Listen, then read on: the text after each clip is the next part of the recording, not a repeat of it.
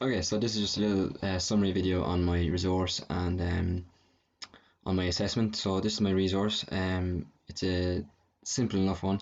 I made it out of foam board and it has a groove in the middle that the rolling circle can move along.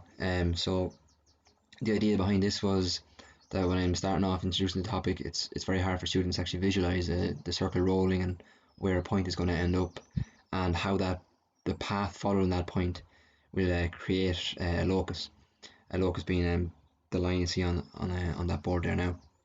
I have a video of that as well, but it's more than 3 minutes, so I won't bore you with that. It's basically moves along and shows you, or it would help a student to understand what they're looking at. So that's the video there. I'll skip on past that. My assessment, when doing out my assessment, I decided to try make it as to stimulate pupil interest as much as possible. I did that by just including a little story, I suppose, behind it. So I had an idea of the cheese rolling festival that's in England. If you've heard of it, basically they let a roll of cheese roll down a hill and everyone just runs after like madmen, and it's entertaining to watch. So my idea was that it's kind of like a rolling circle that it rolls down the hill, and I could show students the video, it get them involved in something different, get them thinking about real life scenarios where else they could see rolling circles.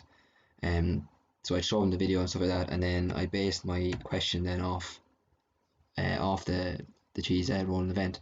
So the picture in the top right is basically what it is, and that type of rolling circle is called an hypocycloid.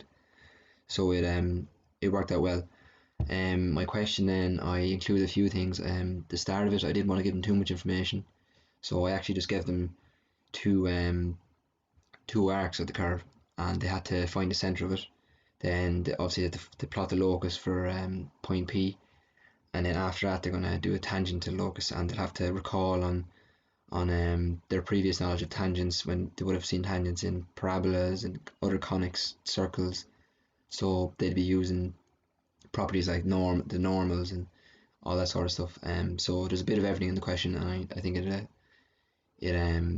wraps up the topic pretty well. So that's my little summary video. Thanks for listening.